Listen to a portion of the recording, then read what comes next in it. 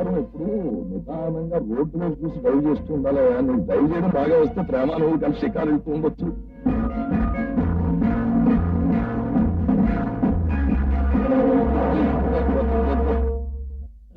Sir నాకు తెలియగలుగుతాను, ప్రపంచంలో ప్రతి ప్రేమించే వ్యక్తికి కత్తులు కఠారులు కూడా తప్పదంటారు. ఎవరు గొడవ నీకెందుకయ్యా, కానీ నీలాంటి నవలా హీరోకి మాత్రమే తప్పదు. జాగ్రత్తగా విను, నువ్వు ప్రేమ కలిసి ఇలాంటి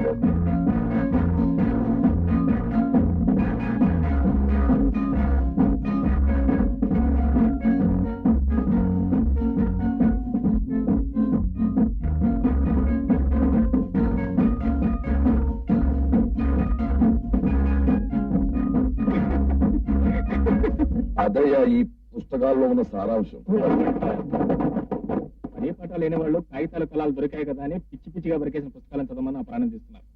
అయినా కార్ డ్రైవింగ్ నేర్చుకోవాలన్నా, స్పూన్లు ఫోర్క్లు యూజ్ చేయాలన్నా ముందు నేను ప్రేమకు దగ్గర అవ్వాలిగా. ఆ పత్రం ఆలోచించరే అక్కడ ఇప్పుడు ఇందులో కందిపప్పు కామేశ్వరరావు అని ఓ చేయి జరిగిన రచయిత ఒక గొప్ప ప్లాన్ రాశాడయ్యా.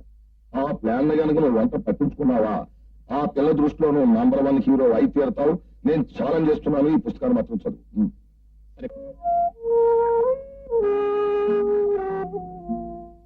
అయ్యా ఇకనైనా ఇవి కారులో పెట్టమంటారా?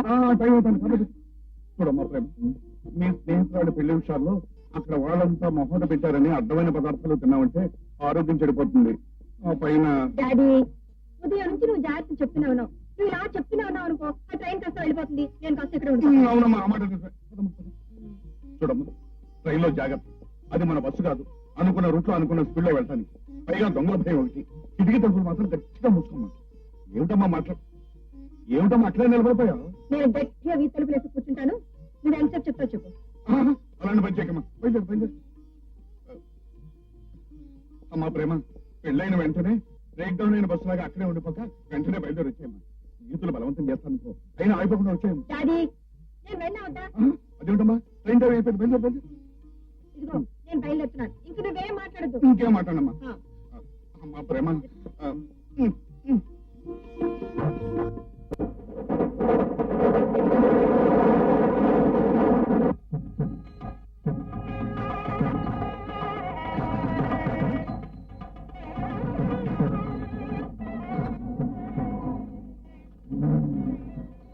శ్రీలక్ష్మి ప్రేమ వచ్చింది రావే.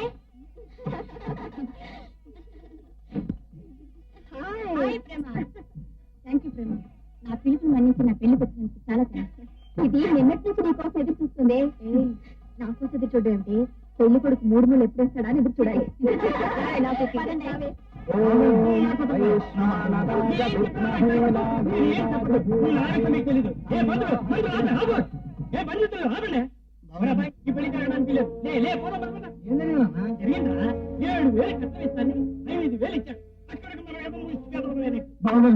నీకు ఇవ్వాల్సిన 2000 ఒక్క వారం రోజుల్లో ఇస్తాను. దయచేసి పేట్ల మీద పెళ్లి మాత్రం ఆపదు.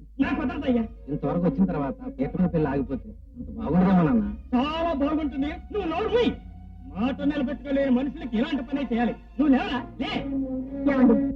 నీకు ఆడపిల్ల జీవితం కంటే ఆ డబ్బే ముఖ్యమా? అవును, డబ్బే ముఖ్యం. నువ్వు ఇస్తావా? అవును, నా స్నేహితురాలి పెళ్లి కోసం ఆ 2000 నేనే ఇస్తాను. రండి నాతో. పంతులు, నేను వచ్చే వరకు కుస్తీ కట్టించడానికి వెళ్ళాను అంతే. ఉండవయ్యా, ఇదిగో మీ 2000కి చెక్ చేసావా? ఇలా చెప్పులు తీసుకుని ఎగిరిమెట్లు రాసుకుంటే అలా పోలీసు నుంచి పట్టుకుపోతారు. ఇలాంటి విషయాల్లో మనం బాగా పండిపోయాం. మనకి క్యాషే కావాలి, క్యాష్. సరే, ఈ గొలుసు ఇస్తాను, అన్ని డబ్బు తీసుకోండి.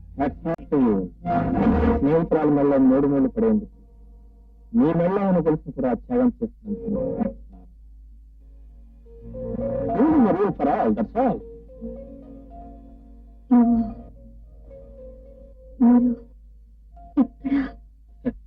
నేను మగపిల్లి వారి తరఫున వచ్చానులేండి. రాఘవరావు గారు, అక్కడ మీ అబ్బాయి ఆ అమ్మాయి మెళ్ళలో 3 మూలు వేయాలని తాపత్రయపడుతున్నాడు. కార్యక్రమం తర్వాత కనవచ్చు కదా. మొత్తం రొక్కం నా జోబు పడండి. 3 మూడు మాట అట్టుంచు, 6 కూడా పండేమను. ఇతను తోడు పెళ్లి కూడా కనుకుంటాను. అవునులేండి, కనిపిస్తూనే ఉంది. తేరగా దొరికాయి కదా అని అర్థమైన స్వీట్స్ తిని ముసుగుతని పడుకున్నాడు. వాడు మా తమ్ముడు కొడుకు. నువ్వు తల్లుడు పడుకుంటే నీకెందుకు? వాళ్ళ నాన్నని తెచ్చా నీకెట్టేగా. మీరు వెంటనే వెళ్లి మర్యాదగా మీ అబ్బాయిని అమ్మాయి మెళ్ళలో 3 మూలు వేయమని చెప్పండి. లేకపోతే ముసుగుతని నిద్రపోతున్న నీ తమ్ముడు కొడుకుని ఒకే ఒక్క పోటుతో బాల్చికన్ని పైకి పంపిస్తాం. మీరు అరిచారనుకోండి, మీ గావు కేక పూర్తయ్యేలోగా వీడి చావు కాకి పెట్టేస్తాం. నేను గతంలో 2-3 హత్యలు చేసిన వాడిని. వాటికి తోడు మరో 20 హత్యలు చేసినా నాకు పడే శిక్ష ఒక్కటే, మరణ శిక్ష. మర్యాదగా ఈ పెళ్లి జరిపిస్తారా లేదా? అయితే కట్నాల కోసం గడ్డి తిని పెళ్లిళ్ళు చేసే నీకు, కాలక్షేపం కోసం హత్యలు చేసే నాకు అన్యాయం ఏమిటి, అక్రమం ఏమిటి? ఈ ముహూర్తానికి ఇక్కడ హత్యైనా జరగాలి, అక్కడ పెళ్లైనా జరగాలి. ఏం జరగాలో నువ్వే నిర్ణయించాలి. అదే కాదు, ఇది కూడా.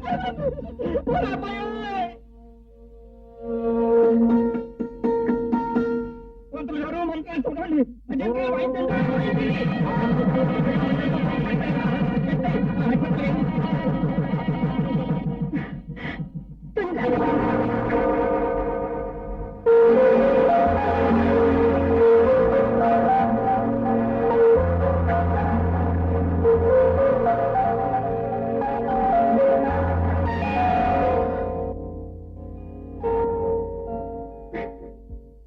ఏమిటి ఒకప్పుడు మన దగ్గర కండక్టర్ గా పనిచేసిన కురాడా ఆగిపోబోయిన పెళ్లిని స్టీరింగ్ తిప్పినట్టు కొత్త మలుపు తిప్పింది. అవును డాడీ, అతనంత డేరింగ్ స్టెప్ తీసుకోకపోతే ఖచ్చితంగా రాణి పెళ్లి అయిపోయేది.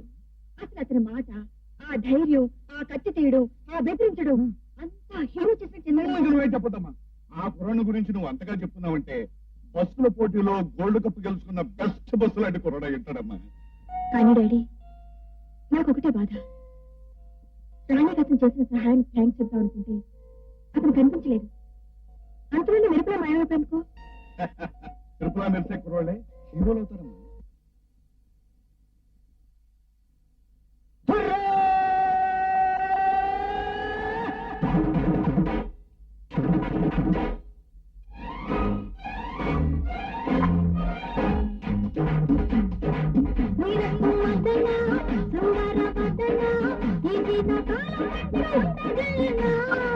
ఒకేసులన్నా నేను పగలన్నా ఈ మోఘ మాసంట కట్టుకుందునా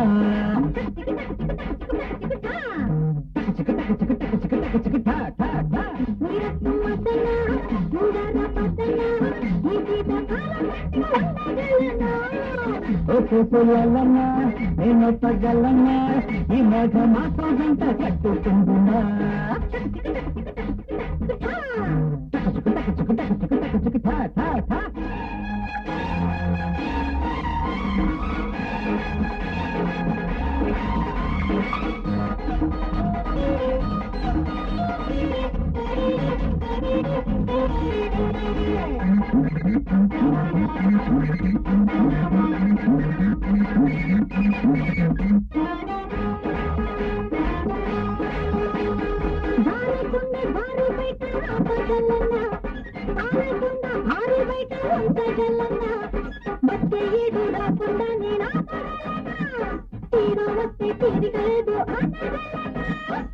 పోయింది వదన ఈనాటి భజన కౌగిళ్లలో చెయ్యాలమ్మా రాత్రి పొద్దున ఇద్దరం ఒకటై చేద్దామమ్మా ఎవరు వద్దన్నా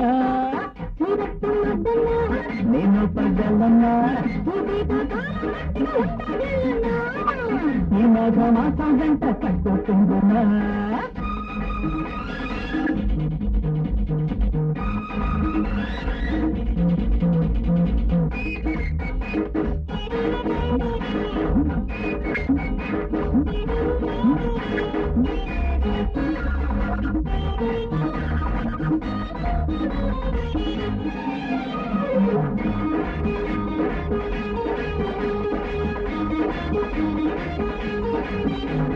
వేళలేదు బాలలేదు ఏమి తప్పన్నా వేళం వెర్రి ముదిరిపోయి ఎంత చెప్పినా కోట కోట వెయ్యలేను రేపు మాకు చెప్తాలా ఓహం కదమన నీ మత్తు వలన వేషానమ్మ వెన్నెల్లోనే వెండి నిచ్చెన దగ్గరకొస్తే ముగ్గురు మోతాం పాల తందన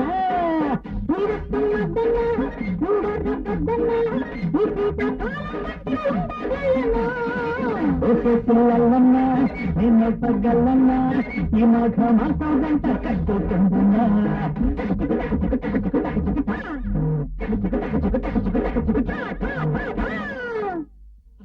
మీరు ఆడమన్నట్టే నాటకం ఆడేశారు. నా కోడలు కట్నం కోసం నేను చేసిన గొడవకి నన్ను ఎంత ఎందుకు తలుచుకోవడం? ఇదిగో నీకు చెప్పిన ప్రకారం నువ్వు నటించినందుకు 4,000 పట్టుకుంది. సిగ్గు వదిలే నటించాను. మరో 500. ఇంకో 500? నువ్వు ఎంత మాత్రంగా నటిస్తే మాత్రం అసలు అనుకున్న పని అయిందా? ఇంకా ఇక్కడ నిలబడ్డావు అంటే ఇందులో సగమైనా లాక్కుంటా. అయ్యా నమస్కారం. ఏమిటయ్యా ఇది? 4,000 ఖర్చు పెట్టి మహత్తరమైన పథకం వేస్తే నువ్వు ఆ అమ్మాయితో పలుకు లేకుండా పరిచయం లేకుండా పారిపోయి వచ్చేస్తావా? ఏం కాసేపు నువ్వు అక్కడే ఉంటే ఆ అమ్మాయి తీయగా ఆరాధనగా చూసి అటు ఇటు చూసి ఎవరు లేకుండా ఓ ముద్దు కూడా పారేసింది. ఆ అమ్మాయికి ఏమైనా పిచ్చి ఏంటండి? నా మీద ముద్దు పెట్టుకోవడానికి? ముద్దంటే ముద్దే కాదయ్యా, కొంచెం పొగిడేది. ఆ తర్వాత సరితాదేవి గారి నవల్లో లాగా తీయగా ఆరాధనతో చూసి ఒకళ్ళనొకరు కళ్ళల్లో కళ్ళు పెట్టుకుని మాటల్లో మాటలు కలుపుకుని ఇద్దరిది ఒకే ఊరేని చెప్పి ఒకే రైల్లో ఒకే కంపార్ట్మెంట్ లో పక్క పక్కన కూర్చుని ఆ తర్వాత నువ్వు మెల్లిగా మెత్తగా అలా చేత్తో తాకితే ఆ అమ్మాయి షాక్ తినేది. ఆ అమ్మాయి షాక్ తినడానికి నేను కనెక్షన్ వైర్నా లేకపోతే ప్లగ్నే? ఎంతైనా నువ్వు హీరో కదా, నువ్వు తాగితే ఆడపిల్లకి షాక్ తగులుతుంది, అది నవలారు. ఆ తర్వాత ఇదిగో నువ్వు మెల్లిగా మత్తుగా రహస్యంగా ఆమె చెవిలో ప్రేమ అనాలి. అదేంటండి ప్రేమ రహస్యంగా చెప్పేందుకు? అదేం బూత్ మాట కాదుగా. అబ్బా, అది బూతు ముక్కని కాదయ్యా. ఆ పరిస్థితుల్లో ఏ కథానాయకుడైనా సరే అలాగే అనాలి. దాంతో ఆ పిల్ల నీ మీద వాలిపోయేది, ఇద్దరు ఒకరినొకరు పెనవేసుకుపోయేవారు నవల్లో లాగా. ఆ తర్వాత రాక్షసి బుగ్గ పగపగా మండి పారిపోయేది సినిమాల్లో లాగా.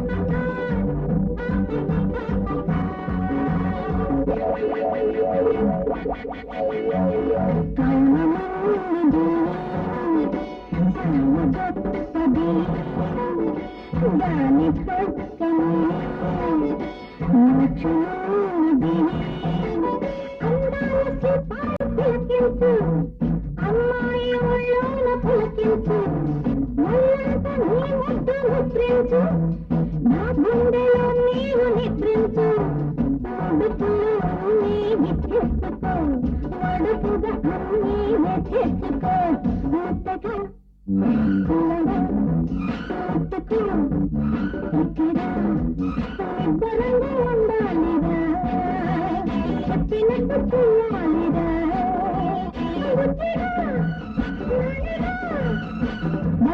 వంచి పనిచేసుకోగా వంచి పనిచేసుకోగా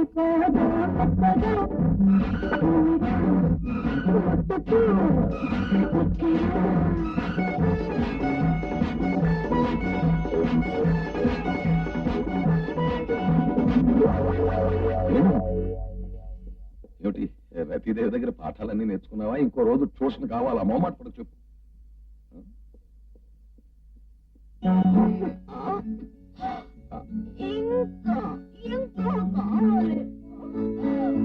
అమ్మాయి రతీదేవి నీ చాలా పోతే చెప్పు, ఒకటిగా పోతే 10,000 ఇస్తాను, తీసుకో. డబ్బులు ఎవరికి కావాలి? నేను ఇస్తారు కావాలంటే లక్షలు లక్షలు. నాకు ఇంకా కావాలి. ఏం కావాలి నీకు ఇంకా చెప్పు. నాకు అతనే కావాలి. అతను మన్మధుడికే పాఠాలు చెప్పగలిగిన వాడు. ఇంకా కావాలి. శృంగారంలో నాకు 64 కళలు తెలిస్తే ఆయనకి 128 కళలు తెలుసు. ఓ వెను వెను, నిజంగా ఈవేళ నాకు చాలా సంతోషంగా ఉంది. హృదయం ఉప్పొంగిపోతుంది. నిజంగా నెరజాడ లాంటి ఆ రతీదేవి మెప్పుకుని సర్టిఫికేట్ సంపాదించేసావు అంటే సామాన్యుడు కాదు, అఖండుడివి, రియల్ హీరో. అలాగే ఆ ప్రేమ విషయంలో కూడా. ఎంతకాలం మీరు ప్లాన్ చేశారు?